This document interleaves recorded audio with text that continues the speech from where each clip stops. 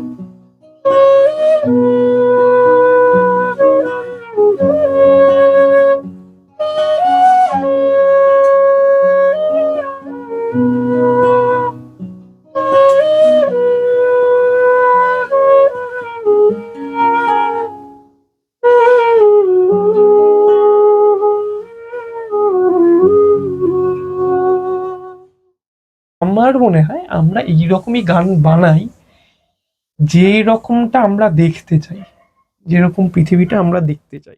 ওই ওই একটা পৃথিবী যেখানে ভালোবাসার জন্য আমি হরতাল ডাকতে পারি, যে আমি একজনকে ভালোবাসি এবং আমি তার সাথে দেখা করতে যাব।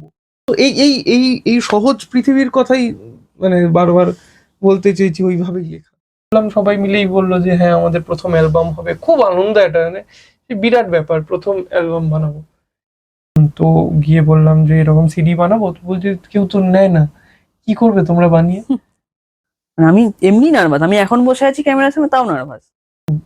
ভয় নেই জানো তো যে গান ফুরিয়ে যাবে, বা কিছু গান ফুরিয়ে গেলে যাবে। আসলে গান ফুরানো মানে হচ্ছে তো গান ফুরানো নয়, গান ফুরানো মানে হচ্ছে আমার কথা বলা ফুরিয়ে গেল। আমি যে জায়গা থেকে বিলং করি এটা খুব ভীতু একটা পরিবার, ঠিক আছে, পরিবার বলো বা জায়গা বলো, সেখানে মানে এইটাকে পেশা দিক থেকে যদি দেখতে হয় তাহলে আমি এবং আমার বাড়ির লোক খুব ভীতু। আমি আমি ঠিক ছিলাম না ওই ওই ঘরে গান রেকর্ডের সময়, ওই গানটার মধ্যে আমি ছিলাম না। আমি হয়তো বলছিলাম, সুর দিয়ে কথা বলছিলাম।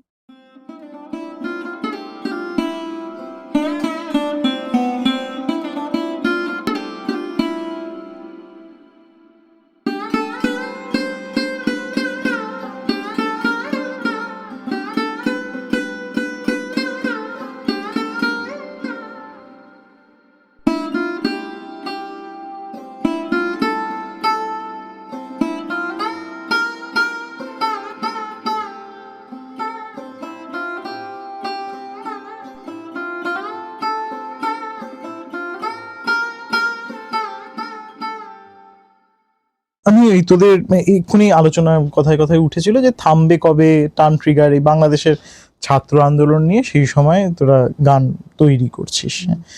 এইবার আমার যেটা মানে ওখানটায় একটা মিউজিক্যালি একটা জগঝম্প যদি বলি, হ্যাঁ সেই রকম একটা ব্যাপার রয়েছে। হ্যাঁ, যে মানে প্রতিবাদের গান হলে কি এইরকম একটা মানে লড়ে নেব জগঝম্প এইরকম একটা ব্যাপার কি থাকতেই হবে? মানে তোরা এই ফরম্যাটে এরকম ভাবে কেন ভাবলি? বা তুমি ধরো প্রতিবাদের আগের আগের গানটা আর করি না ভয় তো এইরকম নয়, বা ধরো আগে যেরকম কৃষকের গান বলে যে গানটার কথা আগে বললাম, যে ফেসবুকে অ্যাভেলেবেল কৃষকের গান লিখে আমার বা ওই সায়ন বিশ্বাস বলে সায়নদার প্রোফাইলে পাওয়া যাবে, অথবা এনআরসিসি এর সময় যখন লিখেছি সেইগুলো। এবার এইটা এইভাবে কেন করলাম, কারণ হচ্ছে ও তখন খুব ভিডিওগুলো দেখবে, সব তো ওদের তো ইন্টারনেট বন্ধ ছিল, কিছু কিছু জায়গায় ভিডিও, কিছু কিছু জায়গায় ইন্টারনেট পাওয়া যাচ্ছিল বাংলাদেশের কিছু কিছু জায়গায়। তো যারা যা ভিডিও করছিল, আমি জানি না তুমি এভাবে ফলো রাখছিলে কিনা, মানে ফলো আপ করছিলে কিনা, একটা পোস্ট তার নিচে ড্রাইভের লিঙ্ক, সে লিঙ্ক খুললে নানান জায়গার ভিডিও, যে যেরকম পারছে যাকে পারছে একটু ভিডিওটা শেয়ার করে দিচ্ছে, কেউ একটা ওই জায়গায় গিয়ে আপলোড করছে যেখানে ইন্টারনেটটা আছে। এবার সেই ভিজুয়ালগুলো মানে মানে ওই ছবিটা তো দেখেছো যে একটা ছেলে এরকম বুক পেতে দাঁড়াচ্ছে, সেটা তো একদম মানে হ্যাঁ গুলি করছে। এবার ওই ভিজুয়ালগুলো, এবার ওটা একদম আনফিল্টার্ড, মানে ওটা আমি কোনো নিউজ চ্যানেল থেকে দেখছি না বা কিছু দেখছি না, আমি দেখতে পাচ্ছি একজন হাত কেটে ঝুলছে সেই অবস্থায় নিয়ে যাচ্ছে, মানে ভয়ঙ্কর কেওটিক, মানে মানে ধোঁয়ায় ধোঁয়া চারিদিক, সে বিভৎস, যেটা বললে যে একদমই দেখা যায় না। এবার যেহেতু ড্রাইভে আপলোড করছে ওরকম কোনো ফিল্টার নেই, যে ওটা ওপেন টু অল করা আছে, দেখতে পাচ্ছে ভিডিওগুলো যে কি হচ্ছে, এবং তাদের মানে গোটা তাদেরকে তো বিশ্বকে জানাতে হবে যে কি ঘটছে না ঘটছে, মানে ওই ব্রুটালিটি তো মানে না হলে তো জানানোর কোনো উপায় নেই। তো তখন ওই ভিজুয়ালগুলো জন্য মনে হয়েছিল যে এইটা একটু ওইভাবেই বানাই আর কি। মানে তুমি যেটা বললে যে জগজম্প আছে, খুব বেশি জোর আছে, একটা একটা একটা পাওয়ার আছে, হ্যাঁ, মানে মিউজিক্যালি ডিস্টারবেন্সটা তোরা তৈরি করার চেষ্টা ওইভাবেই করেছিলি। তৈরি করতেছিলাম আর কি, যে ওই ভিজুয়াল দেখে আমাদের যেটা এসেছিল। যদি জিজ্ঞাসা করি তোদের গানের দর্শন কি? যে বলতে যাও বলো, তারপর আমি বলছি। প্রশ্ন। তুই বল। আয়। গানের অলওয়েজ যেটা হয়ে এসছে, ধরো তুমি যেটা আগে বলছিলে যে এই সময়ের গান মানেই হচ্ছে আগের সময়ের গানের থেকে খারাপ।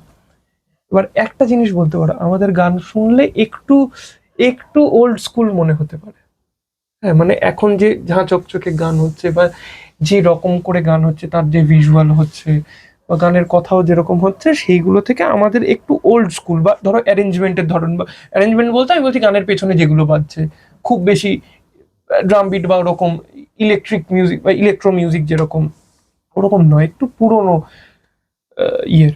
এবার ওই যে সাউন্ড মানে অডিও কোয়ালিটির দিক থেকে আমি বলছি, সেই দিক থেকে আমরা একটু আহ, পেছনের দিকেই রয়েছি, মানে ওইটাই চুজ করেছি আমরা। এক তো হচ্ছে যে ওইটা সহজে আমরা পাচ্ছিলাম, আমাদের চারপাশে একজন গিটারিস্ট পাওয়া সহজ, বা দোতারা কেউ বাজতে পারে, এটা পাওয়া সহজ বলে ওইভাবেই যা পেয়েছি চারপাশে হাতের কাছে ওইভাবেই তৈরি করেছি।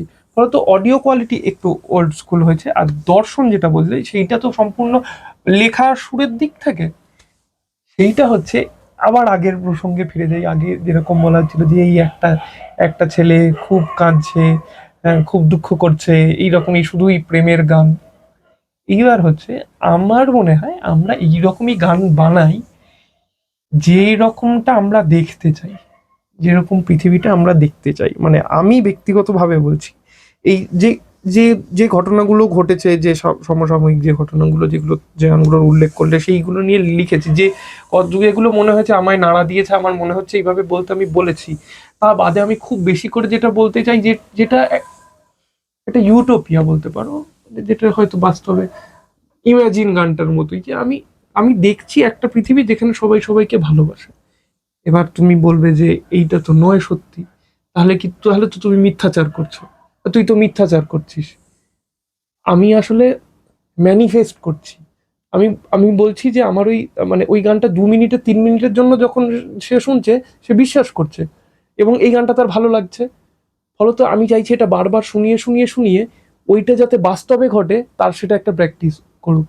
এটা আমি 10 বছরে হয়ে যাবে বলছি না, কারণ আমি চাই ওই রকম একটা সুন্দর পৃথিবী হলে আমি সহজে বাঁচতে পারবো, আমি সহজে হাঁটতে পারবো, আমি সহজে বাজারে যেতে পারবো, যে সবাই সবাইকে ভালোবাসে। আমার বাজারে গেলে এই পকেটে হাত দিয়ে এই চুরি হয়ে যাবে, বা আমি আমি বাজারে গেলে আমি একটু আঁচলটা একটু নামিয়ে নিই বা আঁচলটা একটু ঠিক করে নিই, এই এইটা তো আমি চাই না দেখতে। ফলত আমার আমার গান লেখা বা সুর করার দর্শনটা ওইটাই, যে একটা পৃথিবী যেটা মানে মানে মানে প্রেম করবে সবাই, ভালোবাসবে, এরকমটা হয় না, বাস্তবে সম্ভব নয়, তবু তার ধারে কাছে যতটা যাওয়া যায়। হ্যাঁ, আমি এই ভেবেই আমাদের গান বানানো, মানে আমি জানি না কতটা কি ডিফার করবে বা কিছু। না, আমার সেরকম ভাবে কোনো মানে আমি যেহেতু গান গাই, হ্যাঁ, সেই দিক থেকে ওরকম কোনো দার্শনিক প্রেক্ষাপট নেই, কিন্তু ওই ওটাতে আমি এগ্রি করব। কারণ এটা আমি নিজের মতো করে। হ্যাঁ, মানে আমরা চাই মানে একটা গান যদি বলা হয় যে গানগুলো আমি গেয়েছি, সেই গানগুলো আমার গলায় বেশিটা মানে বেশি প্রমিনেন্ট, কারণ আমি ওই কথাগুলো নিজে খুব সহজে বলতে পেরেছি, বুঝতে পেরেছি ও কতটা কি মানে বোঝাতে চেয়েছে আসলে লেখাটার মধ্যে দিয়ে। তো সেই গানগুলো আমার পক্ষে গাওয়া বলা খুব সহজ মনে হয়েছে। এর এর বেশি আমার এই দার্শনিক প্রেক্ষাপট কিছু নেই।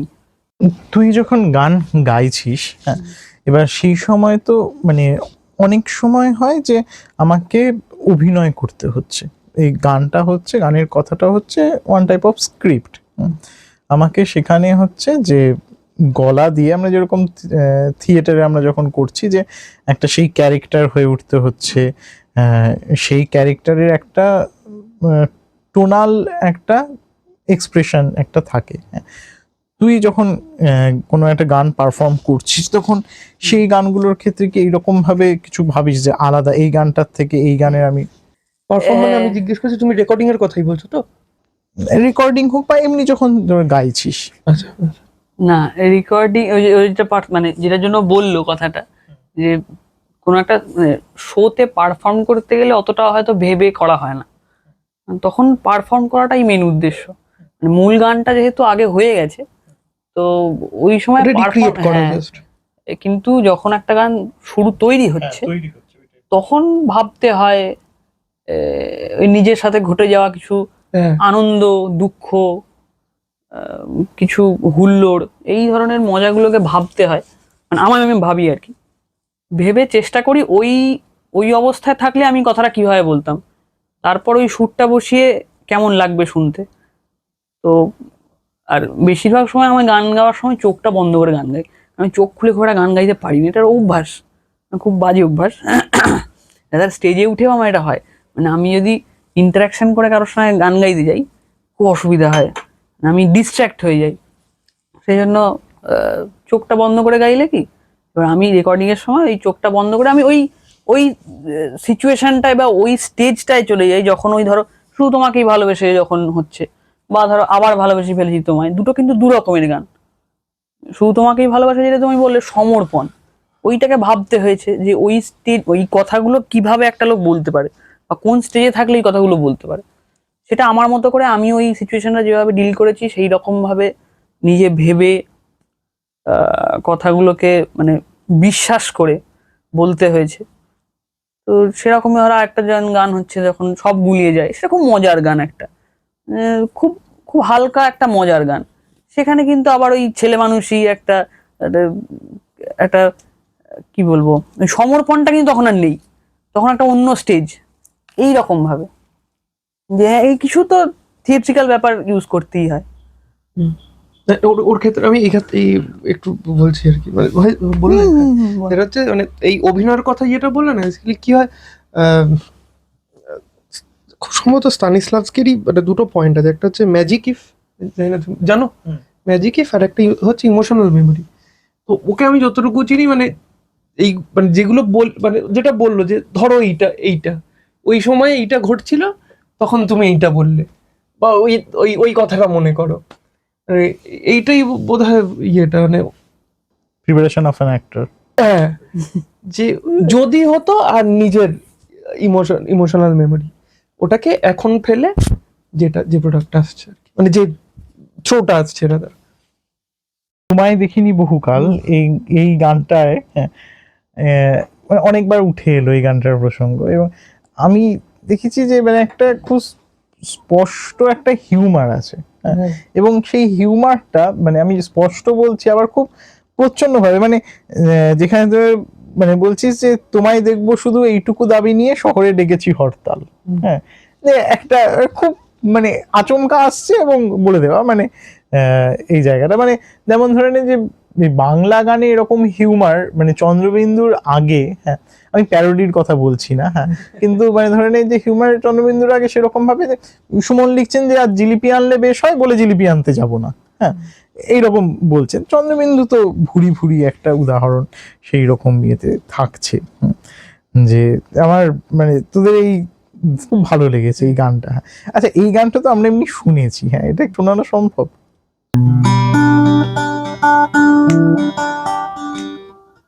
জানলার পাশে বসে মিছিমিছি কাটাকুটি চিন্তার কি জঞ্জাল,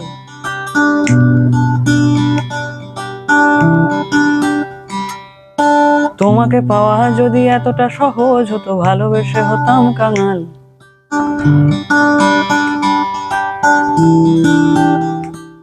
জানালার পাশে বসে মিছি মিছি কাটাকুটি চিন্তার কি জঞ্জাল।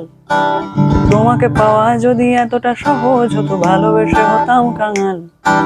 চাতক পাখির মতো বসে বসে চেয়ে থাকা অপেক্ষাতে নাজেহাল। তোমাকে দেখবো শুধু এইটুকু দাবি নিয়ে শহরে ডেকেছি হরতাল। তোমায় দেখিনি আমি, তোমায় দেখিনি আমি, তোমায় দেখিনি বহুকাল। তোমায় দেখিনি আমি, তোমায় দেখিনি আমি, তোমায় দেখিনি বহুকাল। তোমায় দেখিনি আমি, তোমায় দেখিনি আমি, তোমায় দেখিনি বহুকাল।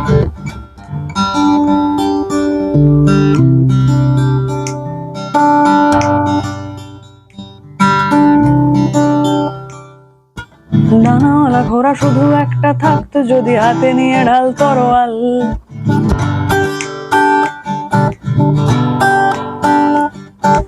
রাজপুত্রের বেশে তোমার সামনে এসে লজ্জায় টুকটুকে লাল।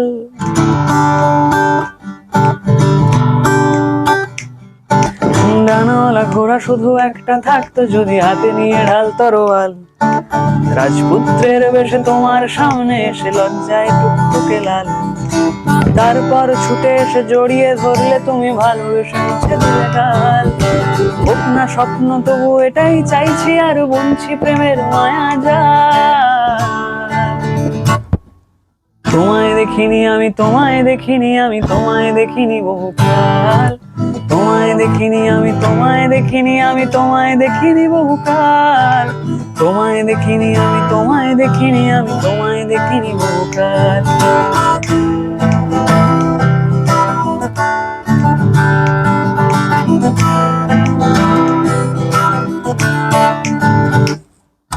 দূরত্ব বেড়ে বেড়ে পৃথিবী ছাড়িয়ে যায়।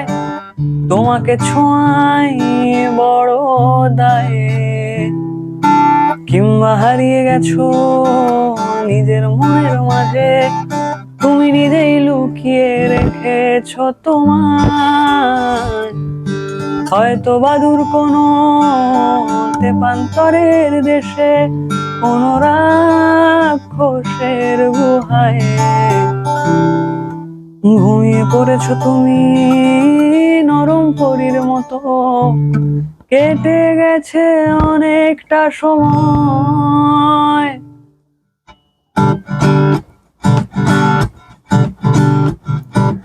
এতদিন পরে যদি সত্যি সামনে আসি, কান্নায় ভিজে দুটো গাল।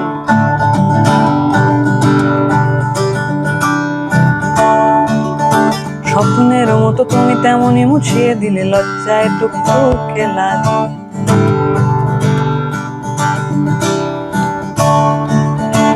এতদিন পরে যদি সত্যি সামনে আসি, কান্নায় ভিজে দুটো গাল।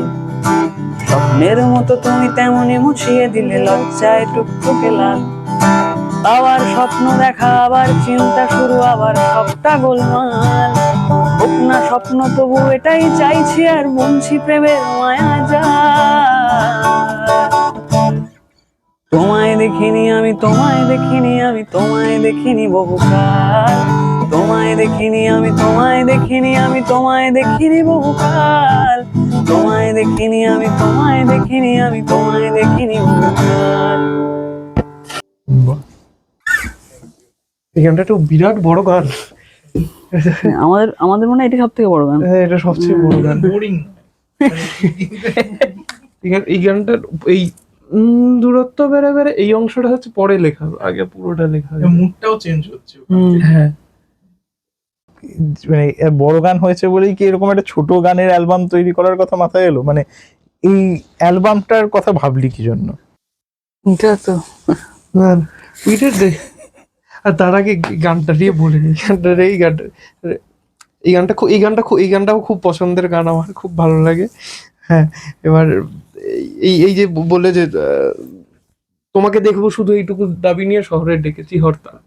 হ্যাঁ, এটা কি বলবো বলো, এটা এটা তো মানে কাউকে ভালোবাসলে এটা তো আমার তো খুব সহজ মনে হয়েছে। মানে এটা খুব কি বলবো, মানে স্বতঃস্ফূর্ত ভাবে আসবে এরকম একটা লাইন বলে আমার মনে হয়েছে আর কি। যে এবং এই যে কোভিডের সময় ধরো তা বলে কি যে যাকে মানে কাউকে যদি আমি ভালোবাসি, এই ধরো লকডাউন গেছে, হ্যাঁ থেকে মানে কি করব, মানে দেখা করার ইচ্ছে হলে কি করব, বা দেখা করতে যাব প্রচুর ভিড়, রাস্তাঘাট মানে সেই যেতে পারছি না, পৌঁছতে পারছি না, তখন মানে মানে ওই ওই একটা পৃথিবী যেখানে ভালোবাসার জন্য আমি হরতাল ডাকতে পারি যে আমি একজনকে ভালোবাসি এবং আমি তার সাথে দেখা করতে যাব। হ্যাঁ, বা এই এই যে দূরত্বের একটা ব্যাপার, আমি আমার যদি একটা আমার একটা বাইক আছে, হ্যাঁ স্প্লেন্ডার, 1 বছর বয়স হয়েছে তার, তার নাম দিয়েছি পক্ষীরাজ। তো তখন ছিল না পক্ষীরাজ, তাই জন্য ডানাওয়ালা ঘোড়া যদি একটা একটা থাকতো, যদি হাতে নিয়ে ঢাল তরোয়াল, রাজপুত্রের বেশে তোমার সামনে এসে লজ্জায় টুকটুকে লাল, তখন আমার ছিল না। একটা হয়েছে সত্যি খানিকটা ওই পৃথিবীর খানিকটা আমি কাছে যেতে পেরেছি। মানে এখন যদি চাই আমি একটা পক্ষীরাজের পিঠে চেপে চুপ করে টুপ করে যাকে ভালোবাসি, যার সাথে দেখা করতে আমার ইচ্ছে করছে, আমি তার কাছে চলে যেতে পারি। আমি এই ভালোবাসা শুধু বলছি না যে প্রেমের সম্পর্ক, একদম বন্ধুত্বের বন্ধুও হতে পারে, মানে সেটা যে কেউ হতে পারে, সে আমার পিসমশাইও হতে পারে, তাকে আমার খুব দেখতে ইচ্ছা করছে, আমি পৌঁছে যেতে পারবো। তো এই এই এই এই সহজ পৃথিবীর কথাই মানে বারবার বলতে চেয়েছি, ওইভাবেই লেখা। আর ছোট গানের অ্যালবাম হ্যাঁ, মানে আমি এটা প্রথম জানতে পারি হচ্ছে সুধার পোস্ট থেকে, যে সুধা বলে আমরা এরকম যদি ছোট গান না এটা যদি গানের অ্যালবাম করি আপনারা শুনবেন, এরকম একটা পোস্ট তুই দিয়েছিলি, এবং আমি করে আমি খুব অপেক্ষায় ছিলাম যে হ্যাঁ এরকম যেটা। তারপরে দেখলাম 4টে গান, তার মধ্যে একটা গান তো আমাদের মানে যেটা, এবং সেটা মানে আমি তখন ওই ব্যাপারটা বা রেকর্ডেড আমি হয়তো আবার রেকর্ড হয়েছে, আমি সেটা ভেবেছিলাম।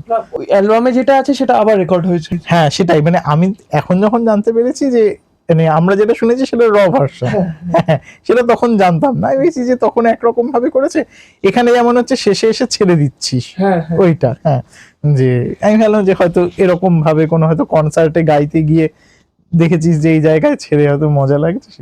হ্যাঁ বল।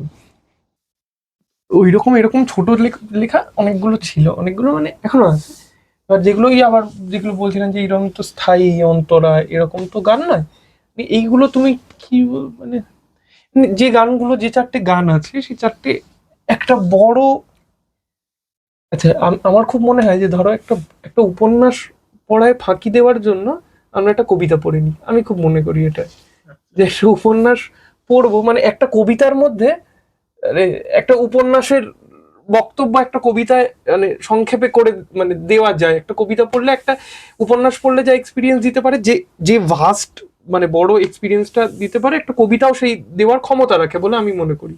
জানি না, তুমি ডিফার করতে পারো। হ্যাঁ, আমি কিছুটা আমার যেটা মনে হয়েছে যে কবিতা মানে ধরনের অনেক ব্যক্তিগত যে অনুষঙ্গ আছে, এবং আমাকে একটা ভাবার অনেকটা জায়গা দিচ্ছে কবিতা।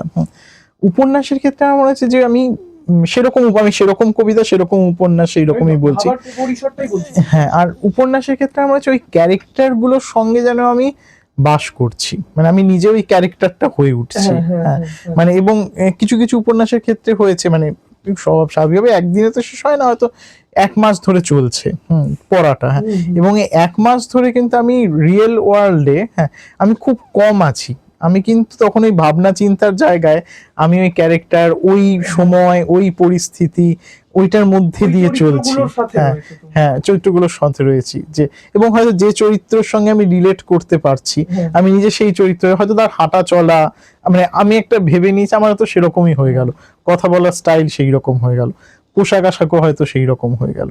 কবিতা অনেকটা আমার মনে হয়েছে যে আমি নিজের মধ্যেই আছি। হ্যাঁ, কিন্তু আমি কোথাও একটা মানে আরো মানে গভীরে আমি ঢুকছি, আরো খুঁড়ছি একটা যে এই চলছে ভাবনার দিক থেকে। আমার ক্ষেত্রে যেটা মনে হয় যে একটা কবিতা পড়া মানে মানে ওই ভাবনার পরিসরটা কিন্তু অতটাই, মানে ধরো একটা আমি বলছি একটা 60 পাতা বনাম একটা 6 লাইন, এটাও আমায় যতটা ভাস্ট একটা জায়গা দিচ্ছে, ওটাও একটা পরিসরটা একই। বাট তোমার ক্ষেত্রে এটা ঠিক, মানে হিমসমগ্র আছে, আমি একটা সময় মানে বেশ অনেকটা সময় খালি পায়ে হেঁটেছি।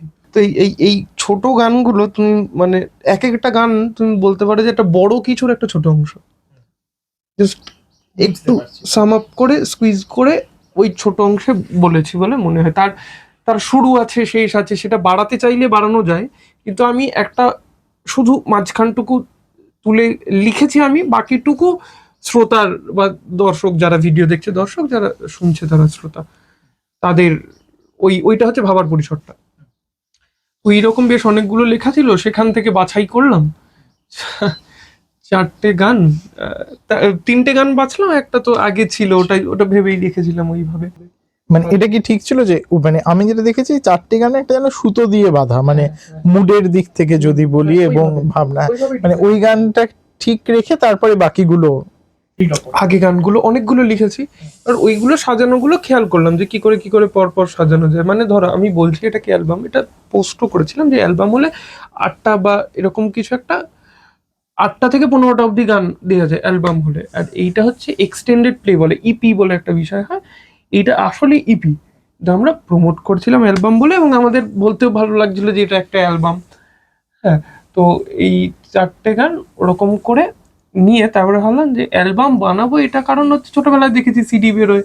হ্যাঁ, আমিও একটা ভাবলাম যে আমাদেরও একটা সিডি হবে, আমরা তো গানই বানাচ্ছি, কেন আমাদের সিডি হবে না? এবার সবাই বললো যে না, সিডি তো কেউ শোনে না, সিডি বানানোর মানে সিডি এক তো হচ্ছে কোথায় গিয়ে তৈরি করবো ওইসব কভার বানানো, তারপর সিডিটা যে কিনবে সে চালাবে কোথায়, সে চালানোরও তো মেশিনপত্র আর নেই।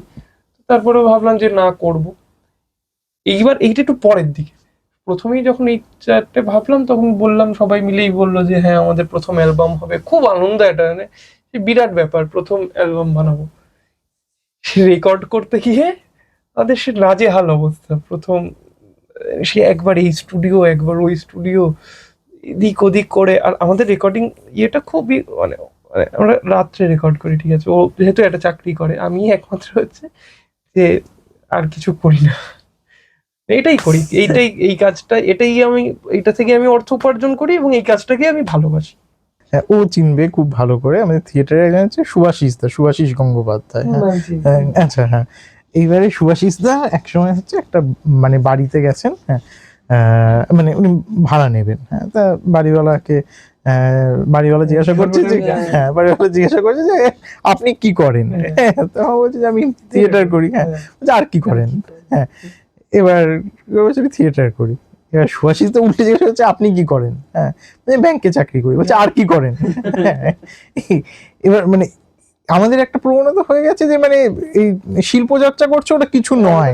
হ্যাঁ, মানে হ্যাঁ, যে এ করছি এটাই যথেষ্ট। মানে বলছি যে আমি এটা দিয়ে অর্থ উপার্জন করি এবং এই কাজটাই ভালোবাসি। তো এবার যেহেতু ঋতবান হচ্ছে কমার্স পড়ায়, অর্ঘ্য আছে, অর্ঘ্য গিটার শেখায়, প্রীতম নিজে পড়াশোনা করছে এখনো, ও ড্রাম শেখায়। তো এবার ওদের সবারই সময় হয় হচ্ছে রাত্রে, মানে মূলত ওরই যেহেতু অফিসটা আছে, মানে সেহেতু মোটামুটি 7টা-8টার পরেই ফ্রি হয়। তো ওই রাত্রিবেলা রাত 2টো 3টে ভোর হয়ে যাচ্ছে। যে কোনো গানের ক্ষেত্রে আমি বলছি, শুধু এই আমাদের অ্যালবামের জন্য, যে কোনো গানের ক্ষেত্রে এরকম করে খুব সে করে রেকর্ড হলো, বারবার করে করে করে কিছুতেই ভালো লাগছে না, এই জায়গা চেঞ্জ করো, ওই জায়গা চেঞ্জ করো। যতটা সহজে হবে ভেবেছিলাম যে এত ছোট গান তাড়াতাড়ি হয়ে যাবে, হলো না। সে অনেকটা সময় নিয়ে মুশকিলগুলি কি হচ্ছিল? মুশকিল টেকনিক্যাল কিছু সমস্যা হচ্ছে, ধরো গিটারটা ঠিক বাজছে না, কিছু ছোট ছোট জায়গায় মিশছে না, বা গাওয়াটা হয়তো ঠিক একবার এটা তালে হলে ওটা তালে হচ্ছে না, দূর এটার সাথে ওটার ফ্লো মিলছে না, এরকম আর কি। ইভেন কোন গানটার যেন সুরটা আলাদা হলো, মিনিট দুয়েক না, তোমাকে শুনতে গেলে মিনিট দুয়েক হচ্ছে তৃতীয় গান অ্যালবামে, তৃতীয় গানের রেকর্ডিং এর দিন চলছে, মানে 2টো গান রেকর্ড হয়ে গেছে, তারপরে তখন একটা ব্রেক নিয়েছি। এবার থার্ড গানটার সময় মানে যেটা রেকর্ড হবে সেটা বাইরে এসে গুনগুন করতে করতে একটা অল্টারনেটিভ আর একটা সুর বেরোলো মাথাতে, দিয়ে আমি বললাম যে কিরকম হলে কেমন হয়। ও বললো দেখো চেঞ্জ করবে আবার, দিয়ে আবার ঋতবান্ধাকে যে ভালোই লাগছে, খারাপ লাগছে না। দিয়ে বললো ঠিক আছে করো তাহলে, এটাই করো। যে মূল যে গানটা ছিল সেটা সুর পুরো পাল্টে 2 লাইনের জন্য, গানটা এমনি মনে হয় 6 লাইনের। না ওটা একটু বড় গান, হ্যাঁ 8 লাইন মতো, 8 লাইনের মধ্যে 2 লাইন পাল্টে গেল। তো এই করে আমাদের ওই রকম করে সময় করে করে যাই হোক গানটা তারপর রেডি হলো। গানটা রেডি হয়ে তারপর সিডি বানাতে হবে, সিডি আমরা চাঁদনি চকে খুঁজলাম, কলকাতায় চাঁদনি চক যেখানে ওই মার্কেটটা, ইলেকট্রনিক্সের যে মার্কেট, ওখানে গিয়ে খুঁজে খুঁজে প্রথমেই গেলাম হচ্ছে সিডির কভার, নম্রতা বালা ওই সিডিটার প্রচ্ছদ করেছিল আর কি পুরো ব্যাপারটা। তো গেলাম, গিয়ে বললাম যে আশা অডিওর যেখানে সিডির কভার তৈরি হয় ওখান থেকেই করিয়েছিলাম আমরা। তো গিয়ে বললাম যে এরকম সিডি বানাবো, তো বলছে কেউ তো নেয় না, কি করবে তোমরা বানিয়ে? মানে আমাদের এইটা বিশ্বাস ছিল যে কেউ না নিলে আমরাই বারবার শুনবো।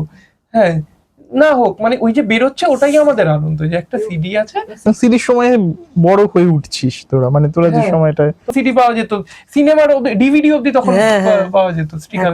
এখন আর সেই মানে আমার নিজের কাছেই প্লেয়ার নেই, কিন্তু আমার কাছে সিডি রয়েছে, এই হচ্ছে ব্যাপার।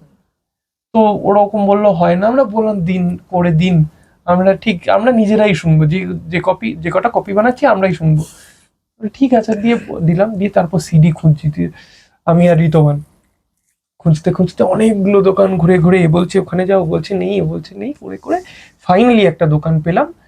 এখন সিডি মানে হচ্ছে ধরো ওই ইউএসজি রিপোর্ট করলে বোধহয় ইউএসজি বা এমআরআই তে সিডি দেয় না, এমআরআই তে মনে হয় এমআরআই তে যে ওই ওটার এটা দেয় একমাত্র ওই মেডিকেল পারপাসে খুব বেশি ইউজ হয়। আর একটা হচ্ছে সরকারি কোনো কাজের ডকুমেন্ট ইয়ে করার জন্য সিডিটা ওরা ব্যবহার করে, এটা জানি।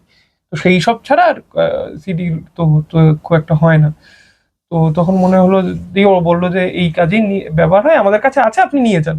তো সেই কিনলাম, কিনে তারপর সিডি নিলাম, প্রচ্ছদ নিজে হাতে করে আমরা সব সিডির ওপরে কভার দিলাম, সিডির ওই জ্যাকেট যেটা হয় ওটার বানালাম, দিয়ে এবার সিডি গুলোতে তো গানগুলো ভরতে হবে।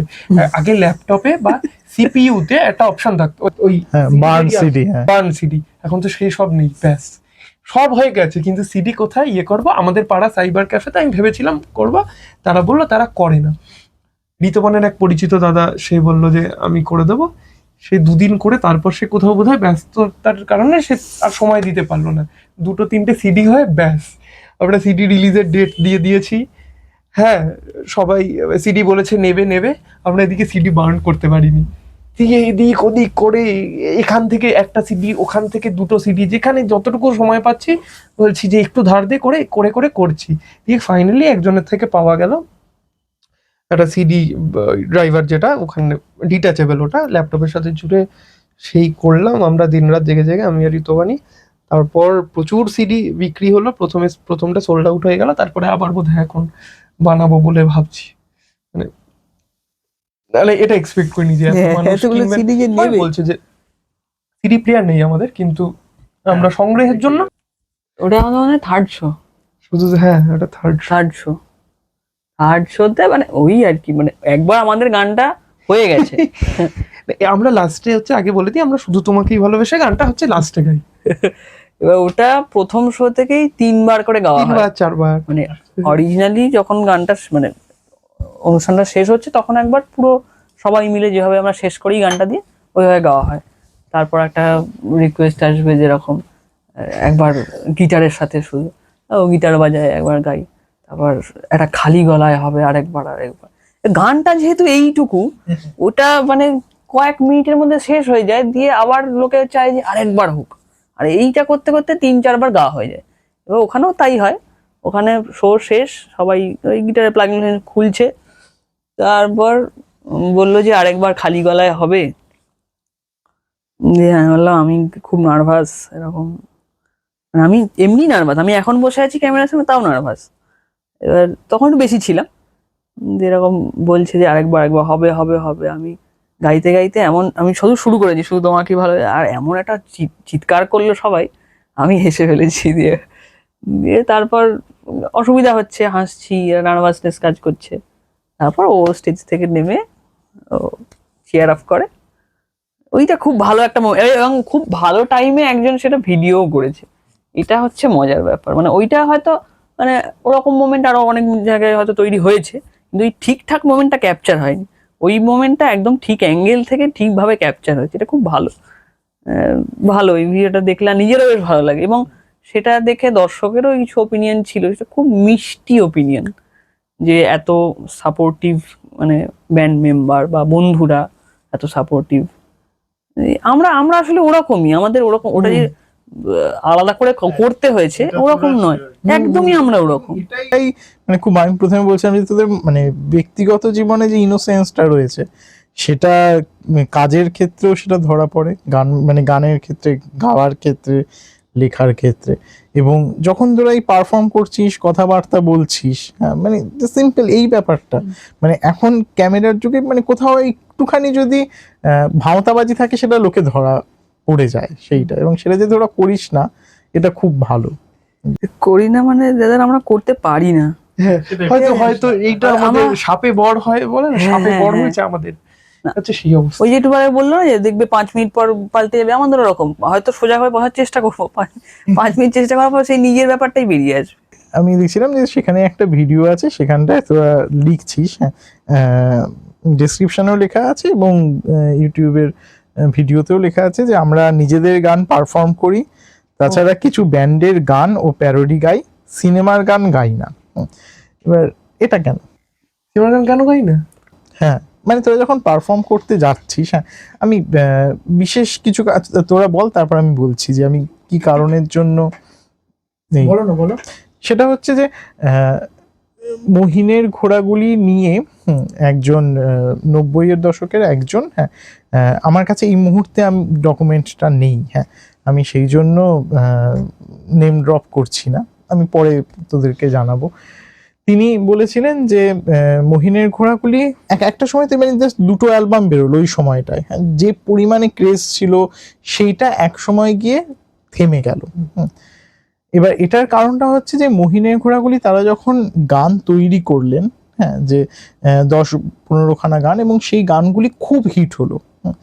এবার হচ্ছে কি সেই গানগুলি তৈরি করতে কিন্তু একটা সময় লেগেছে, সেই সময়টা নিয়ে তারা তৈরি করেছিলেন। যে মুহূর্তে পাবলিক হলো গানগুলো, সঙ্গে সঙ্গে ডিমান্ড এত বাড়তে থাকলো, কিন্তু এদিকে শো চলছে, নতুন গান আর তৈরি হলো না।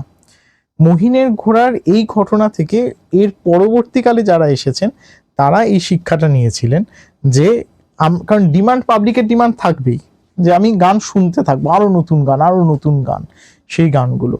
এবার উনি বলছেন যে আমি যখন গান গাইতে এলাম তখন আমি অলরেডি 250খানা নিজের তৈরি গান, বাংলা আধুনিক গান এবং প্রচুর পরিমাণে রবীন্দ্রসঙ্গীত আমি আছে, এবং তিনি সেগুলি পারফর্ম করছেন যে কত শুনবি, মানে অডিয়েন্সের উদ্দেশ্যে আমি সারা রাত ধরে গান শোনাতে পারি, হ্যাঁ যে এইরকম। তা তোদের কখনো মনে হয়নি যে মানে তোদের নিজেদের গান যদি বলি সেই ভাড়ার এখনো সীমিত, মানে শুধুমাত্র তোদের গানগুলো গিয়ে দিয়ে যদি 3 ঘন্টা একটা পারফর্ম করতে বলা হয়, যে সেখানে বোধহয় একটু মুশকিল। এবং সেক্ষেত্রে যদি তোদের রুচির সঙ্গে মেলে, যে সাধারণত আমরা তো সমমনস্ক মানুষজনকে একটু ভেবে নিতে চাইছি, নিজেদের আরো কাছাকাছি টানতে চাইছি, সেখানে যদি আমার রুচির সঙ্গে মেলে, যদি আমার ভাবনার সঙ্গে মেলে, তাহলে আমি যদি সেরকম কেন গাইবো না, সিনেমার গানও গাইতে পারি।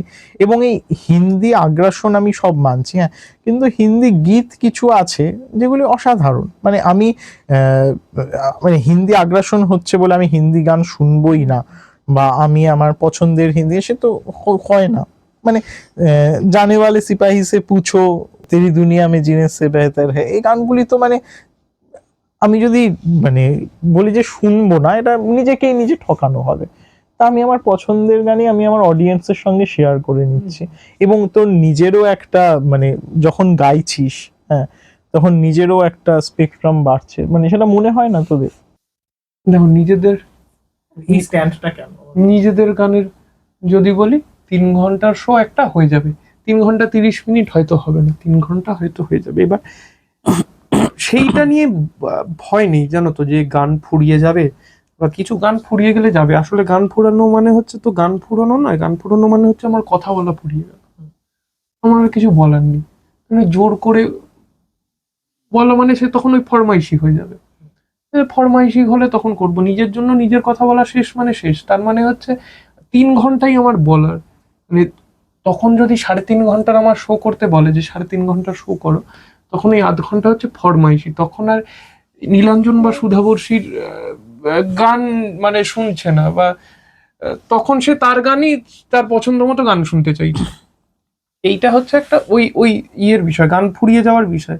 যদি মনে হয় তখন আবার লিখবো, মানে ধরো যদি আমার আর ধরো আমি বলছি ধরো আরো 50টা গান আছে, 50টা গান ওর গাওয়ার আছে, ঋতুমানের 50টা গান রেকর্ড করার আছে, পাখিদের 50টা গান তৈরি করার আছে। 50টা গান গাওয়ার পর আমার মনে হলো আমার লেখার ইচ্ছে নেই, আমার কিছু বলার নেই, ওর মনে হলো অন্য কিছু বলার নেই, বা ও ধরো 20টা গান গাওয়ার পর মনে হলো যে আমি আর বলতে চাই না, বলবে না। মানে এইটা স্বতঃস্ফূর্ত ভাবে আসছে বলেই কিন্তু মানুষ শুনছেন। যখন ওই যেটা বললে যে মেকি জোর করে বলবো, তখন আর ভালো লাগবে না, এটা একটা ব্যাপার। আর কেন সিনেমার গান গাই না, ব্যান্ডের গান আমরা গেয়েছি। আমরা কভার করেছি। আমরা শুরুর দিকে ব্যান্ডের গান তোরা গাইছিস, প্যারোডিও গাইছিস। এখন যেরকম শুরুর দিকে আমরা মহিন গাইতাম, হ্যাঁ গড়ের মাঠের গান গেয়েছি, অঞ্জন দত্ত হ্যাঁ। গাইতাম। তো এবার এখন আমাদের নিজেদের গান হয়ে গেছে। এইবার কেন সিনেমার গান গাই না, সিনেমার গান খারাপ বলে নয়, সিনেমার গান খুব মানে নিম্ন মান বলে এই যে ধারণাগুলো আছে, আমি এইগুলো বলছি, এইটা কারণ নয়। বা হিন্দি গান নয় বা ইংরেজি গান নয়, কারণ হচ্ছে ওগুলো বিদেশি ভাষা, আমি নিজের ভাষায় গাইবো, এইগুলো কারণ নয়। অনেকে যেমন হিন্দি গান না গাওয়ার জন্য তারা স্ট্যান্ড নিয়েছে যে হিন্দি আগ্রাসন, যে ভাষাটার একটা সেইটা। এটা আমি নয়। আচ্ছা, আমাদের ক্ষেত্রে সেটা নয়। আমি বলছি তুমি এইভাবে তো মানে এটাও ব্যাপার হতে পারে, যেমন এই হিমুর প্রসঙ্গ খানিকক্ষণ আগে এলো, হিমু যেরকম অন্যের কবিতা নিজের বলে, মানে সে আগে লিখে ফেলেছে, এইটুকুই, ওটা আমারই কবিতা, মানে ওই গানগুলো আমারই গান হতে পারে, তারা আগে লিখে ফেলেছে। এইবার আমাদের যখন নিজেদের বলার মতো ভাষা আছে, নিজেদের শব্দ আছে, নিজেদের কথা এক্স্যাক্টলি যেরকম চাই সেরকম করে বলতে পারছি, তখন নিজেদের কথাগুলোই বলবো। কারণ আমাদের কথাগুলো অন্য কেউ বলছে না, অন্য কেউ বলার নেই। অথচ অন্য যে কথাগুলো আছে সেগুলো সে অন্যর মুখ থেকেও শুনতে পারে। মানে আমি যদি একটা হিন্দি গান বা ইংরেজি গান বা অন্য কোনো যে গানটা চলে আসছে বা যে গানটা শুনেছেন মানুষ, সেই গানগুলো কথাগুলো জানা, কথাগুলো মানে আমি বলছি যেটা বলতে চাওয়া, লিরিক বলছি না, সেগুলো অন্যর কাছ থেকেও শুনতে পারবেন। তো আমাদের কথাগুলো অন্যের কাছ থেকে শুনতে পারবেন না, আমাদের কথাগুলো আমরা ছাড়া কেউ বলতেও পারবে না। নিশ্চয়ই পারবেন মানে ওইভাবে, কিন্তু মানে আমাদের তো বলার তাগিদ আছে, আমরা নিজের প্রয়োজনেই নিজেদের কথা বলছি, ফলত এই জন্যই নিজেদের গান শুধুই গাই।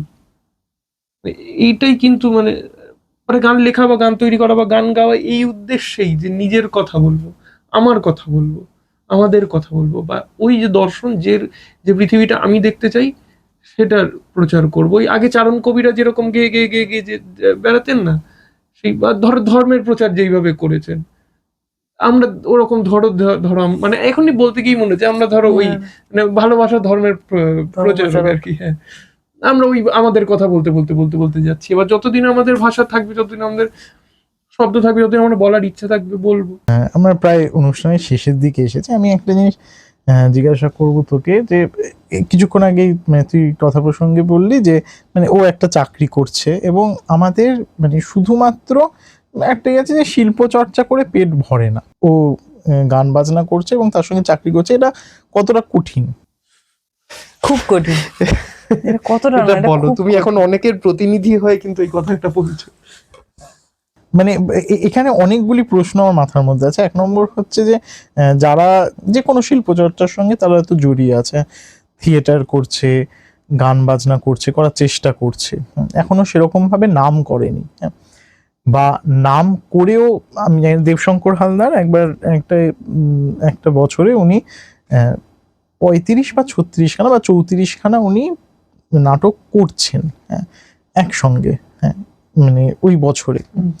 এবং তিনি বলছেন যে ওইটা করে আমার মানে হয়তো খুব বেশি হলে 4 দিন আমার ভাত চলবে। মানে যে পরিমাণ টাকাটা পাওয়া যায়, হ্যাঁ, সেটা খুবই মানে সামান্য থিয়েটারের ক্ষেত্রে, হ্যাঁ। এবং গান বাজনার ক্ষেত্রেও আমার ধারণা সেই রকমই, যে আমি একটা যে প্রচুর টাকা রোজগার হচ্ছে সেরকম নয় বোধহয়। হ্যাঁ, মানে যতই চ্যানেল মনিটাইজ হোক, যা কিছু হোক, সেটা এটা তো ভ্রান্ত ধারণা, এটাও ভাঙবে। হ্যাঁ, আচ্ছা।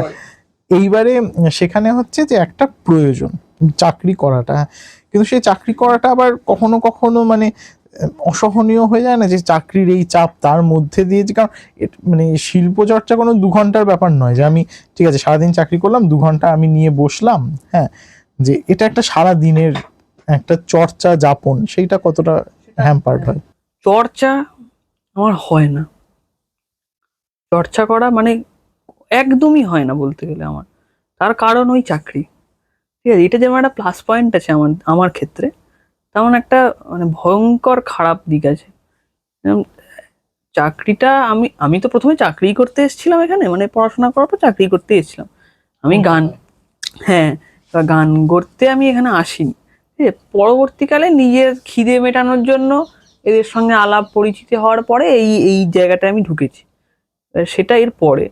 এবার ব্যাপারটা হচ্ছে, আমি যে জায়গা থেকে বিলং করি এটা খুব ভীতু একটা পরিবার, ঠিক আছে, পরিবার বলো বা জায়গা বলো, সেখানে মানে এইটাকে পেশা দিক থেকে যদি দেখতে হয় তাহলে আমি এবং আমার বাড়ির লোক খুব ভীতু, ঠিক আছে। এবং আমার আমার আমি যে ওই নবদ্বীপ বলছি, এরকম জায়গা থেকে মানে খুব মানে কি বলবো, এটা করে কিছু হবে না তোর, এইটা মানে পরে পস্তাবি, এই ধরনের কথাবার্তা এখনো শুনি আমি। এবং আমি রিসেন্টলিও তো এরকম অনেকবার মাথাতে এসছে যে ঠিক আছে, এবার এর পেছনে সময় যদি দেওয়া হয়, মানে এতদিন সময় না দিয়ে যদি এইটুকু হয়, একটু সময় দিলে হয়তো এর থেকে একটু বেটার কিছু পেতে পারি আমি, বা দিতে পারি আমি। আর সেই সময়টা দিতে গেলে আমাকে একটা সময় বাদ দিতে হবে, মানে চাকরির সময় একটু, চাকরির পেছনে ধরো 8 ঘন্টা দিতেই হয়, কম করে 8 ঘন্টা। এবার যেহেতু কর্পোরেট সেক্টর, সেখানে 8 থেকে 10 ঘন্টা হয়ে যাওয়াটা কোনো ব্যাপারই না। এবার সেখান থেকে আসা, এবার আর একটা দিক হচ্ছে শুধু সময় নয়, মানসিকতা, মানে ওইটা একটা অন্য মানসিকতা। খারাপ ভালো আমি এখন বলতে যাচ্ছি না, ওই পরিবেশটা, ওই ওখানকার লোকজনের মন মানসিকতা, সেটাও একটা অন্য জায়গা দেয়। ওখান থেকে যখন আমি হঠাৎ করে এখানে শিফট করি, তখন আমাকে মানে একটা একটা অদ্ভুত ফেজের মধ্যে দিয়ে যেতে হয়, যেটার কারণে আমার মনে আছে একটা গানের রেকর্ডের সময় সেই দিনটাই পুরো নষ্ট হয়েছিল। এই অ্যালবাম রেকর্ডের দিনকেই মনে হয় 3 দিন রেকর্ড হয়ে তার মধ্যে একদিন আমি নিজে নষ্ট করেছি। সেটা হচ্ছে আমার, আমি আমি ঠিক ছিলাম না ওই ওই ঘরে গান রেকর্ডের সময়, ওই গানটার মধ্যে আমি ছিলাম না। আমি হয়তো বলছিলাম, সুর দিয়ে কথা বলছিলাম, কিন্তু হয়তো মন মানসিকতা পুরোটাই ওটা অন্য স্টেজে ছিল, বা কিছু একটা ঝামেলা হয়েছিল, কিছু একটা অন্য অশান্তি হয়েছিল, সেই জন্য ওই দিনটা নষ্ট হয়। এবার এইটা হচ্ছে ব্যাকল্যাশ, মানে যেহেতু একটা অন্য জায়গা থেকে পুরো অন্য মানসিকতা, আমি বারবার বলছি যে দুটো জায়গা দুটো দু রকম, এই শিফটিংটা খুব চাপের হয় আমার মানে সেটা সময়ের দিক থেকে এবং পরিবেশের দিক, দুদিক থেকেই। আর প্লাস পয়েন্ট হচ্ছে, হ্যাঁ, একটা একটা একটা আর্থিক নিরাপত্তা আছে, এবং সিকিউরিটি বলতে পারো আছে, যেটা হয়তো আমাকে এর থেকে মানে কি বলবো, আলাদা করে রাখে। মানে আলাদা করে রাখে বলতে বলতে চাইছি যে এটার এই যে ভয়টা দেখায় সবাই, যে গান বাজনা করে বা থিয়েটার করে, যে কোনো শিল্প করে যে জীবন নির্বাহ করাটা, এইটাকে যে ভয় দেখানো, যে ওইটা করলে হয়তো তোর 2 দিন আছে, 3 দিনের দিন তুই কি করবি, এই ধরনের প্রশ্নগুলো সম্মুখীন হতে হয়, এখনই হতে হয়। কিন্তু আমি কিন্তু এখনো পেশা হিসেবে যুক্ত নই, কিন্তু ভেবেছি। আমার মনে হয় তুই যেটা বলতে চাইছিস যে অনেকের ধারণা থাকে যে এই শিল্প চর্চাটা এখনো অনেকে মানুষের ধারণা যে একটা বিলাসিতা, যে মানে তুমি এখানে ঠিক আছে যে একটা চাকরি বাকরি করছো, আর্থিক নিরাপত্তা তোমার হয়েছে, এইবার তুমি সেই বিলাসিতা করতে পারো। এই জায়গাটা হ্যাঁ, এটা এটা আমার বাড়ি থেকেও সেটাই বলে, মানে তুমি চাকরি করছো বা কিছু একটা ধর ব্যবসা করছো, তার বাইরে তুমি একটা কিছু করতে পারলে, তুমি গিটার বাজালে, একটা কবিতা পড়লে, মানে সেটা শুধুমাত্র ওই যে একটা একটা সময়, ভালো সময় দেওয়া আর কি। এবার ওইটাকেই পুরো মানে আর্থিক উপার্জনের মূল মানে জিনিস করে নেওয়াটা, এটা খুব চাপের এবং ভয়ের। এবং সেই ভয়টা এখনো পর্যন্ত দেখানো হচ্ছে আমাকে, এবং আমার পরে আমার বোন আছে, আমার বোন ওই ওই আর কি, মানে যেহেতু ওই পরিবারের কেউ এরকম, ওদের কি বলতো একটা জিনিস কি, ওরা যে উদাহরণগুলো দেয় সেগুলো আবার সত্যি উদাহরণ, যে অমুক একজন বিশিষ্ট লেখক এইভাবে জীবন মানে নির্বাহ করতেন, এবং সেটা খুব খারাপ। তো এইগুলো ভয় দেখানোটা মানে কি বলবো, উদাহরণ।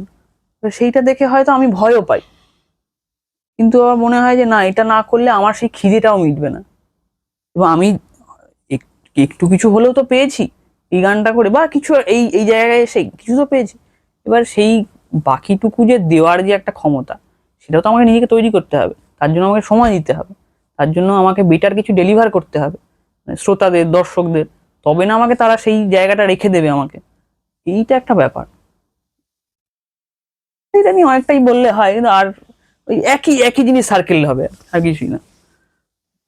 আর তোর ক্ষেত্রে জিজ্ঞাসা করবো যে এক্ষুনি আমরা যেটা বলছিলাম যে আর্থিক নিরাপত্তা চাকরির মাধ্যমে একটা, যে আমি প্রতিদিনের একটা চাকরি আমি করছি, সেখান থেকে জানি আমি মাস গেলে আমি একটা নির্দিষ্ট পরিমাণ টাকা আমার আসবে যদি আমি ঠিকঠাক কাজটা ডেলিভার করি। সেই হিসেবে দেখলে গান বাজনার জগৎটা অনেকটা কি আমি বলবো যে সেরকম ভাবে আমাকে নির্দিষ্ট পরিমাণে আমি একটা গান আমি লিখতে পারবোই বা সেই গানটা একটা খুব হিট হবে বা এরকম ভাবে নয়। তা সেক্ষেত্রে কি একটা সেই দুশ্চিন্তাটা সেটা কি কখনো আসে মাথার মধ্যে? না, একদমই আসবে না। মানে ধরো কাজ কাজ যদি বলো, মানে আমি বলছি যেটা আমার কাজ, মানে তুমি বলছো যেটা আমার যার বিনিময়ে আমি অর্থ পাচ্ছি, তাই তো? এবার এইটা তো এই আবারও মানে এইটা তো হওয়ার নয়, মানে যে কাজটা আমি মানে মানে আমি আমি যদি একটা পৃথিবী বানাই সেখানে এটা হবে না, এটা বাস্তব নয়। কিন্তু যে যে যে কাজটা ভালোবাসে সেই কাজটাই করবে। কেউ একজন কোনোদিন ভেবেছিল যে তুমি যেটা ভালো পারো সেটাই করবে। হ্যাঁ, তো যে যে কাজটা ভালোবাসে, যে কোডিং করে, যে ধরো কম্পিউটারে, আমার ভালো লাগে না কম্পিউটারের দিকে তাকিয়ে থাকতে, যে ভালোবাসে সেই করবে। কিন্তু কিছু একটা করতেই হবে তোমার, যেটা তুমি ভালোবাসো, যেটা তুমি ভালো পারো। কেউ খুব ভালো ঘর পরিষ্কার করে, সে ঘরই পরিষ্কার করুক, নিজের পাশের বাড়ি, তার পাশের বাড়ি, তার পাশের বাড়ি। হ্যাঁ, কেউ ভালো রান্না করে, সে এসে যে ঘরটা পরিষ্কার করে দিয়ে যাচ্ছে। এবার এইটা তো একটা মানে একটা অলিক পৃথিবীর মতো শোনাচ্ছে।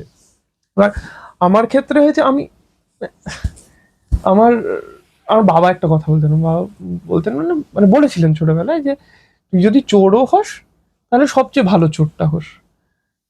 এবার সেটা আমি আমার মতো করে বুঝেছি যে মানে সেই চুরিটা ভালোবেসে করতে হবে আর কি।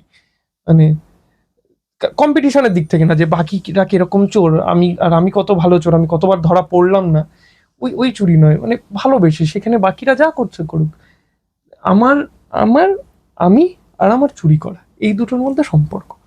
আর আমার ক্ষেত্রে আমি ছোটবেলা থেকেই দেখেছি যে আমি থিয়েটার করেছি। এবার একদম ছোটবেলায় তো টাকা উপার্জনের সেই ইয়ে থাকে না, বাড়িতে থাকতেও পারি, মানে একদম বেসিক যেটা খাদ্য, বস্ত্র, বাসস্থান, এই তিনটে পরিবার থেকে আমি পেয়েছি। ওই মোটামুটি ধরো 18 হওয়ার পর থেকেই ছোট ছোট বিভিন্ন কাজ করে, ধরো থিয়েটারে মিউজিক বাজিয়ে বা কোনো একটা নিউজের আর্টিকেলে সেইটা লিখে, হ্যাঁ, এরকম ছোট ছোট নানান, কোথাও একটা ভিডিওগ্রাফির কাজ হচ্ছে সেটা অ্যাসিস্ট করে, কোথাও ছবি তুলতে যাচ্ছে কেউ তাকে অ্যাসিস্ট করে, এরকম ছোট ছোট কাজ করে করে অর্থ উপার্জন করেছি। এবং সেটা ভালোবেসে, এই কাজগুলো ভালো লাগারই কাজ। পরে যখন এই মিউজিক অভিনয় করে আমি বেশ অনেকটা টাকা, মানে অভিনয় মানে আমি বলছি বিয়ে করে তোমার সিরিজ বা সিনেমায়, মূলত স্ক্রিনে অভিনয় করে বেশ খানিকটা টাকা আমি পাই। তো এইগুলো নিয়ে আমি যেহেতু কখনো চাকরিটা আমি ধরিনি, মানে আমি আমি মানে সেইটা এরকম না যে ওই কাজটা ভালো নয় বা খারাপ। আমি জানি কাজ আমার এইটা, আমি এই কাজটা ভালোবাসি। এই কাজটা আমায় 2 মাস পর যখন টাকা দেবে না, তখন যদি আমি এই কাজটাকে শুধু ভালোবাসা দিয়ে করতে পারি আমি করব। যদি না পারি অন্য এমন একটা কাজ খুঁজবো যেটা আমার ভালোবাসার ওই তালিকায় 2য় নম্বরে আছে, সেটাকে ওপরে এনে তখন ওই কাজটা করব। আমি বলছি যে ধরো আমি বাকিদেরটা বলতে পারবো না, আমি নিজের থেকেই, আমি ইউটিউব থেকে একটা টাকা পাই বা অডিও স্ট্রিমিং প্ল্যাটফর্ম থেকে একটা টাকা ওই মনিটাইজেশনের পর পাওয়া যায়। কিন্তু সেটা খুব সামান্যই হয়ে যায়। মানে আমি বেঁচে থাকতে পারবো এবং আমি পরে আরেকটা গান লিখতে পারবো, আমি এইটুকুই, মানে আমি কাজটা করে যেতে পারবো। ওই যে কাজগুলো থেকে যাবে বলে গেছিল না, এবার ওই ওই কাজগুলো আমি কাজটা করে যেতে পারছি এবং শারীরিকভাবে সুস্থ থাকছি, শারীরিক এবং মানসিকভাবে। হ্যাঁ, এইটা আমি পারছি ওই অর্থের বিনিময়ে, যে অর্থটা এই কাজটাই আমায় দিচ্ছে। তো আমি সেইভাবে পেরেছি। গান বাজনা করে মানে এই এক্ষুনি সুধা যেটা বললো যে এটা মানে সব বাড়িরই বাবা মায়েরা, অনেক বাড়ির, হ্যাঁ বাবা মায়েরা, আমার বাড়ি থেকেও সেরকম হয়েছে যে আমার সন্তান যেন থাকে দুধে ভাতে, এইটা একটা খুব চান। হ্যাঁ, মানে আমি যখন নিজে বিভিন্ন রকম চেষ্টা ইয়ে করছি তখন আমার বাবা আমাকে যেমন বলেছিল যে তুই অন্তত যাতে ডাল ভাত খেয়ে থাকতে পারিস সেই রকম একটা, যে প্রতিদিন, হ্যাঁ, যে এইরকম আমি সেইটাতে আমি শান্তিতে মরতে পারবো। হ্যাঁ, যে আমি অন্তত মানে জেনে যাব যে আমার যে ছেলে সে অন্তত প্রতিদিন খাবার নিয়েটা পাচ্ছে। এবার এই শিল্পীর জীবন একটা অনিশ্চয়তার জীবন, আর্থিক অনিশ্চয়তা আমি বলছি, এবং প্রফেশনালিও মানে আজকে সাধারণত যে কেউ একজন একটা চাকরি করছে, সে জানে যে আমি মোটামুটি আমার কাজটা ডেলিভার আমি করতে পারবো, কিন্তু একজন শিল্পীর সেই ডেলিভার করার মানে আজকে তোকে বলা হলো যে একটা ফরমাইশি গান তৈরি করতে, এইবারে তুই এবং একটা ডেডলাইন দিয়ে দেওয়া হলো 2-3 দিনের, হ্যাঁ, তার মধ্যে হয়তো ওই সময় তোর কোনো কিছু মাথাতে আসছেই না, হতেই পারে এইরকম, হ্যাঁ, যে এবং সেরকম ভাবে হচ্ছে না, বা তুই হয়তো একটা গান ডেলিভার করলি, সেইটা কর্তৃপক্ষের পছন্দ হলো না, সেটাও হতে পারে। তা নতুন যারা গান বাজনায় আসছে, যে কারণ আমি তোদের থেকে এইটা আরো জানতে চাইবো এই কারণেই, কারণ তোরা এই সময় যদি ডামাডোল বলিস, এই সময় ইউটিউবের কিরকম অবস্থা, বা আদৌ এর ওপর ভরসা করে কতটা কি করা যায়, বা যদি কেউ করতে চায়, হ্যাঁ, তাহলে সে কোন পথে যাবে, কিভাবে সে এগোবে, যারা এখন গান বাজনা করছে। যেমন তুই বললি যে দেবদীপদা তোকে বলেছিল যে তুই যখন টালমাটাল একটুখানি যে কি করব গানগুলো নিয়ে, দেবদীপদা তোকে বলেছিল যে তুমি ইউটিউবে দাও না, যে দরকার হলে সেটা আরো রিফাইন করে আরো পরে আরো দেওয়া যাবে, তা এখন যারা আসছে তাদের জন্য তুই কোনো পরামর্শ দিবি? ধরো গান বানানোর ক্ষেত্রে যে আমার সে যদি আমার ভিশনটা চায় সেটা বলবো, ওই বা আমাদেরও ভিশনটা যেটা হচ্ছে যে যেটা বলতে ইচ্ছা করছে বলো, সেটা ভালো হোক না হোক, তার তার ওই মানে কি বলবো সাহিত্য মূল্য কতটা সেইটা বিচার্য নয়, মানে সেটা বাকিদের কাছে বিচার্য, তোমার কাছে তো নয়। তুমি তোমার উদ্দেশ্যটা সবার আগে উদ্দেশ্য ঠিক করো, যে তোমার উদ্দেশ্য কি। এটা আমি মানে ধরো আমাদের অনেকেই গান পাঠায় বা লেখা পাঠায় বা সুর পাঠায় বা গেয়ে পাঠায়, যেটা করতে হবে সবার আগে উদ্দেশ্য ঠিক করতে হবে, আমার উদ্দেশ্য কি। আমার উদ্দেশ্য কি একটা ভালো গান বানানো, সেক্ষেত্রে কিছু কিছু ক্ষেত্রে হয়তো কম্প্রোমাইজ করতে হবে, যে আমি যেটা বলতে চাইছি সেটা এমন করে বলতে হবে যেটার সাহিত্য মূল্য থাকে, বা সেটা সুরটা কি একটু ভালো, বা ভালো মানে বলতে চাইছি যে লোকজন একটু পড়াশোনা করবে, খুঁজবে যে এইরকম সুর কি করে করলো, সেইটা যদি উদ্দেশ্য হয় তার পথ একটা। তোমার যদি শুধু কথা বলা উদ্দেশ্য হয় তার পথ আর একটা। এই সব গুলিয়ে ফেলাটার একটা খুব থাকে, মানে ওই পথটাই বেশি হাতছানি দেয়, যে কোন দিকে যাব না, মানে সেইটাকে নিজেকে ঠিক করতে হবে, কারণ আমি কি চাই সেটা অন্য কেউ বলে দিতে পারবে না, কখনো পারবে না। আমার সেটা ঠিক করতে হবে যে আমি কি চাই, আমার কথা বলতে চাই, আমার সুর শোনাতে চাই। মানে কেউ ধরো ভালো সুর করে, তার কথার প্রয়োজন, সে জোর করে কথা লিখছে, প্রয়োজন নেই তো। খুঁজে বার করবো কে ভালো গানের কথা লেখে, তাকে গিয়ে বলবো তুমি কথা লেখো, আমি সুর দিচ্ছি, তুমি যদি রাজি হও তাহলে একসাথে করি। ওই আবার ওই একা একা একা একা করে দিয়ে দিয়ে কি হচ্ছে, সেই এই এই কমিউনিটি তৈরি হচ্ছে না, এই কালেকটিভ ব্যাপারটা আর নেই। আর এইটা হচ্ছে প্রাথমিকভাবে তাকে ঠিক করতে হবে সে কি চাইছে এবং সে কোনটায় ভালো, এবং সে যেটা পারছে না সে ইদার নিজে চেষ্টা করে বেটার করে করুক, আর না হলে অন্য কারো সাহায্য নিক। এটাই কিন্তু কোনো বিয়ে নেই মানে আমি গান গাইতে পারি না, সেটা কোনো মানে সংকোচের কিছু নেই। আমি গানটা শিখে যদি গাইতে পারি কোনোদিন গাইবো। আমি যতদিন পারছি না ততদিন সুধাবর্ষীকে আমি এই জন্য যোগাযোগ করেছি, সুধাবর্ষী গাইতে পারে, আমি বলেছি যে আমার গানটা গাইবে, তাহলে তো আমার কথাটাই বলা হচ্ছে, এর মানে তো পাল্টে যাচ্ছে না যে সুধাবর্ষী গাইছে, আরে আমার গানটা তো আমি গাইছি না, এটা তো আমার কথাই তো পৌঁছচ্ছে, অন্য কারোর কণ্ঠ দিয়ে পৌঁছচ্ছে।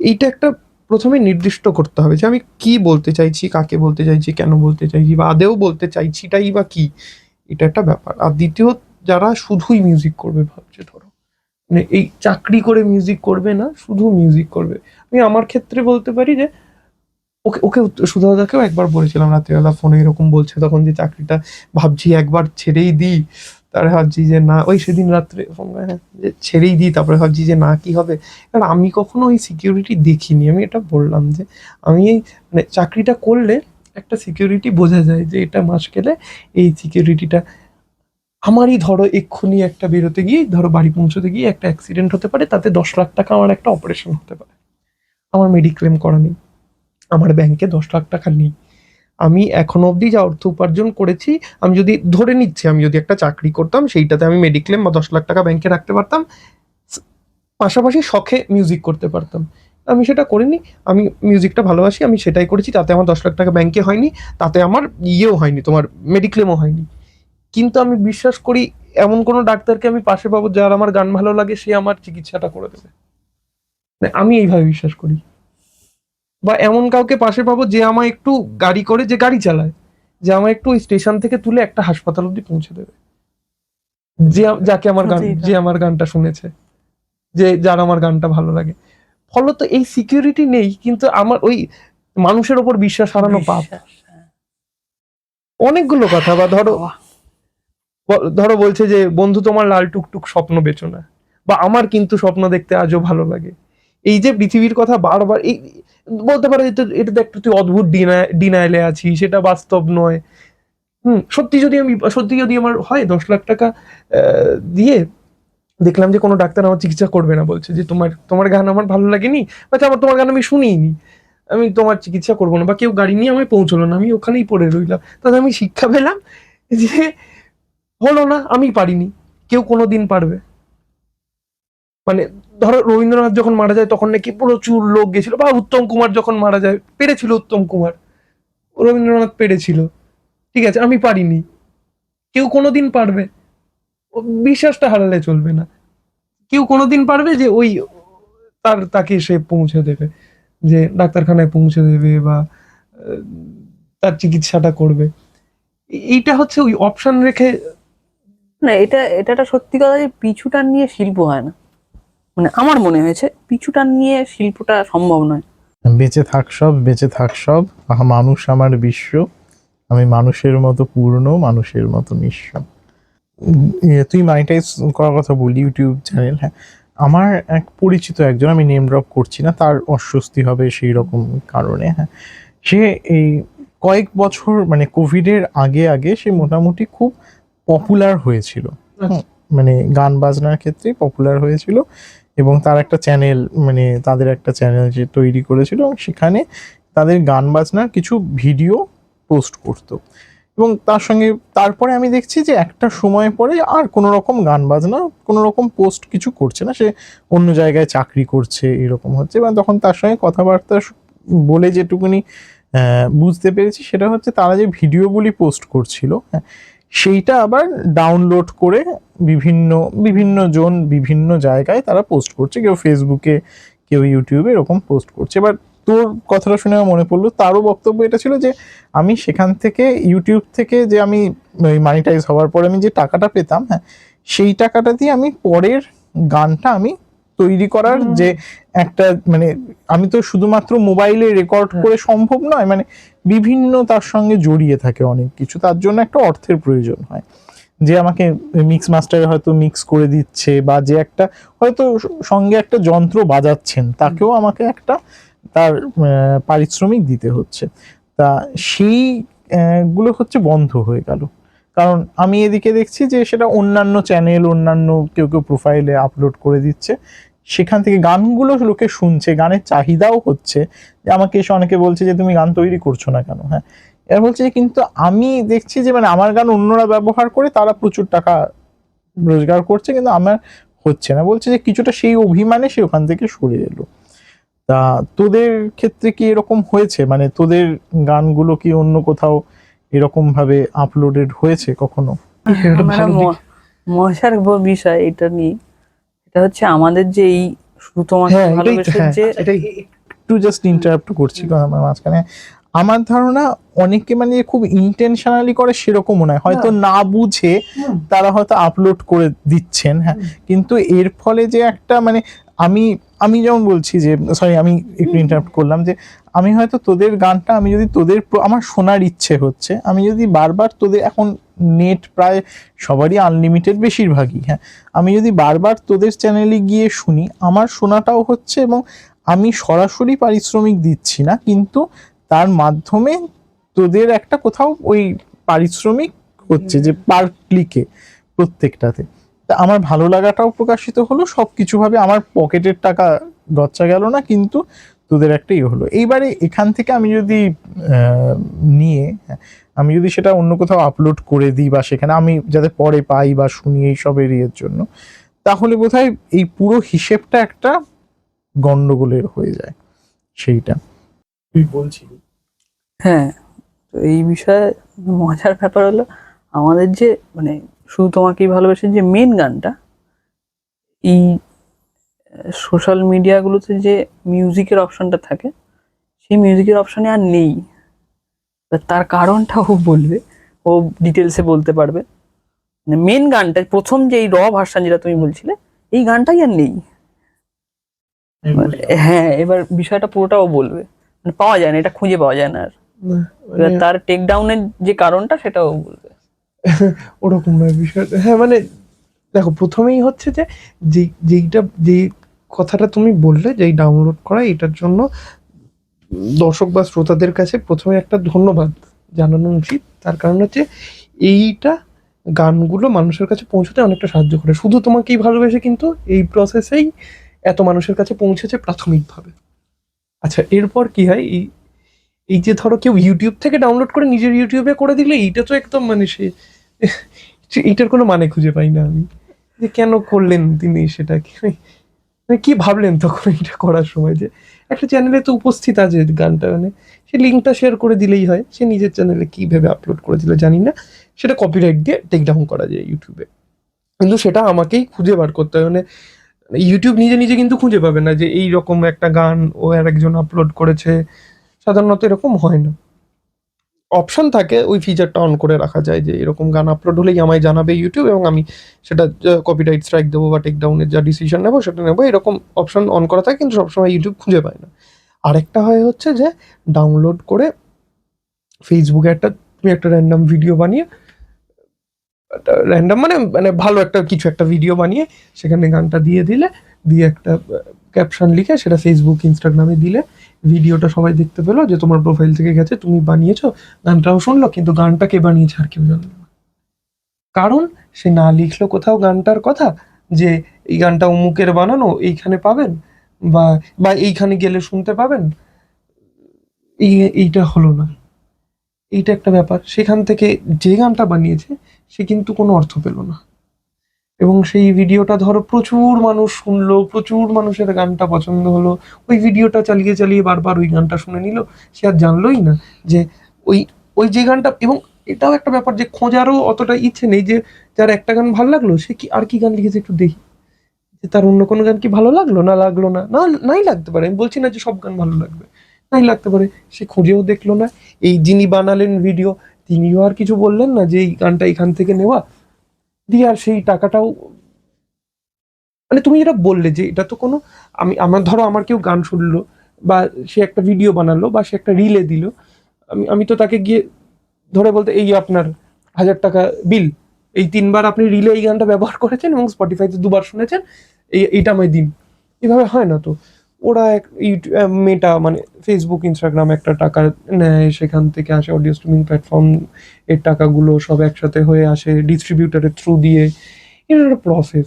কিন্তু যেরকম আমি একটা খাবারের দোকানে গেলে যেরকম খাবার খাওয়ার পর যেরকম বিল দেবে, এই খাবার খেয়েছি তারই যথার্থ ঠিকঠাক যা যা খাবার খেয়েছি তারই মূল্য দেবো, আমি একটা বাদ দিয়ে দেবো না, যেই খাবারটার আমি খেয়েছি কিন্তু আমি দাম দেবো না, এরকম তো করবো না। ফলত এইটা অভ্যেসে মানে দর্শককে অনুরোধই করবো বা শ্রোতাদের অনুরোধই করবো, একটু যেরকম ভিডিওটা এখান থেকে সংগ্রহ করছেন বা ভিডিওটা এইভাবে বানিয়েছি যেভাবে লিখছেন, তখন গানটার কথাও লিখুন আর কি। কারণ ভিডিওটা আপনি যতটা মন দিয়ে, যতটা পরিশ্রম করে বানিয়েছেন, গানটাও কিন্তু আমরা ততটাই পরিশ্রম করে মন দিয়ে তৈরি করেছি। ফলত আপনি যদি ওই গানটার সম্পর্কেও লিখে দেন যে এইখানে পাওয়া যাবে বা এরা গানটা বানিয়েছে, তাহলে কি মানে ওই আর কি, যে যিনি গান বানানো বন্ধ করেছিলেন উনি আর গান বানানো বন্ধ করবেন না, মানে তোমার যে বন্ধু আর কি, সেও কিছুটা অর্থ পায়, আর তার কাজটা ওই একটা মানে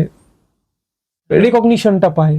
তাই কাজের অন্তত পরিচিতি না পেলে সেটা হলে মুশকিল যে তার ক্ষেত্রে। ওই যেটা বলে যে ওইটা এইটা প্রফেশন, যে এইটা না ওই মানে সেও ধরে নিচ্ছে যে এই লোকটা তো গান বানায়, সঙ্গে নিশ্চয়ই আর কিছু করে, সেটা দিয়ে অর্থ উপার্জন করে নেয়।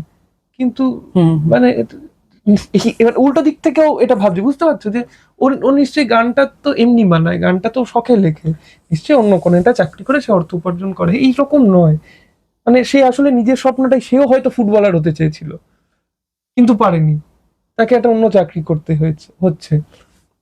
ফলত এইটা একটা ওই সার্কেলের মতো, সবাই সবার গলা টিপতে ব্যস্ত হয়ে পড়েছে। এরকমও নয় যে মানে এই যতই মনিটাইজেশন হোক বা যা কিছু হোক, যে একটা বিশাল পরিমাণ টাকা না। সেই রকম ব্যাপারটা না, জাস্ট পরের স্বাধীন মানে ইন্ডিপেন্ডেন্ট মিউজিকের ক্ষেত্রে বলছি, কিন্তু আমি বলছি যদি এটা সিনেমার মিউজিক হতো, আমি একটা সিনেমার জন্য গান লিখলাম, সে আমার একটা বাবদ একটা কিছু অর্থ দিয়ে দিল, এবার সে সিনেমায় ব্যবহার করলো, রিলে করলো, শর্ট ফিল্মে ব্যবহার করলো, সে তার মতো করে সে করে নিল। কিন্তু এক্ষেত্রে তো সেটা নয়, মানে আমি তো একটা থোক টাকা পেয়ে যাচ্ছি না এই গান লেখার পরিবর্তে। তো এবং আমার পরের গানটাও সে ফান্ড করে দিচ্ছে না কেউ, ওই টাকাটাই আমার আসলে আমার মুনাফাটাই আমার পরবর্তী গানের পুঁজি হয়ে দাঁড়াচ্ছে, এটাই। তোরা গান বাজনা করছিস এবং আমাকে অনেক বন্ধু বান্ধব, মানে যখন আমি শেয়ার করেছি তোদের গানগুলো বিভিন্ন বন্ধু বান্ধবকে, অনেকেই জিজ্ঞাসা করেছে যে মানে মানে তোরা কি কোথাও গিয়ে পারফর্ম করিস বা কি করবি এই রকম।